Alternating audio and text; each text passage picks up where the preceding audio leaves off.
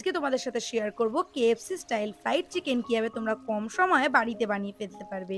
তাহলে আর অতিথি আপ্যায়নে কিন্তু কোনো ত্রুটিই হবে না। চলো, ১ গ্লাস দুধ নিয়ে নিয়েছি, তার মধ্যে দিয়েছি লঙ্কার গুঁড়ো, ধনের গুঁড়ো, জিরের গুঁড়ো, দিয়েছি পাতিলেবু, আদা রসুন বাটা আর দিয়েছি একটা ডিম।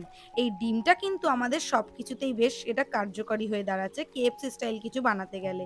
ব্যাস সেটাকে ভালোভাবে মিশিয়ে নাও। অন্যদিকে নিয়ে নিয়েছি দেখো ৩টে লেগ পিস, সেটাকে আমি একটু কেটে কেটে নিয়েছি। তোমরা এটা একটু কাঁটা চামচের সাহায্যে তোমরা ফুটো ফুটোও করে নিতে পারো, যাতে মশলাপাতিটা খুব ভালোভাবে ভেতরে ঢুকে যায়। দেখো আমি কিন্তু বেশ ভালোভাবেই জিনিসগুলোকে কেটে নিচ্ছি। এবার আর কি এই চিকেনগুলোকে ওই দুধের মধ্যে ডুবিয়ে রাখো মোটামুটি ওই ১ ঘন্টার জন্য। এখানে ১ ঘন্টা বা ১.৫ ঘন্টা যতক্ষণ তোমরা রাখতে পারবে ততই জিনিসটা সফট হবে। অন্যদিকে একটা পাত্রের মধ্যে নিয়েছি ২ চামচ কর্নফ্লাওয়ার আর নিয়েছি ৪ থেকে ৫ চামচ ময়দা। সেটার মধ্যেই যা, যা আগে মশলাপাতি ব্যবহার করলাম সেগুলো দিলাম। ধনে গুঁড়ো, জিরের গুঁড়ো, হলুদ গুঁড়ো, লঙ্কার গুঁড়ো।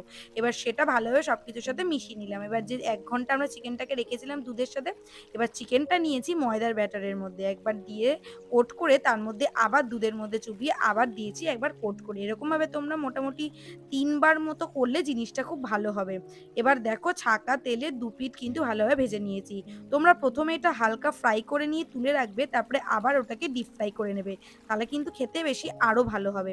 দেখো আমার কিন্তু রেডি হয়ে গেছে কেএফসি স্টাইল ফ্রাইড চিকেন। তোমরা এটাতে কত দেবে আমাকে একটু জানিও আউট অফ 10 এর মধ্যে। আমার তো এটা মোটামুটি ওই আউট অফ 10 এর মধ্যে 8 ফেইট লেগেছে। তোমরা আমাকে জানিও কেমন লাগলো। আর আজকের ভিডিওটা এই পর্যন্তই। ভালো লাগলে একটা লাইক করে দিও, শেয়ার করে দিও, কমেন্ট করে জানিও। আজকের মতো bye. Thanks for watching guys, by.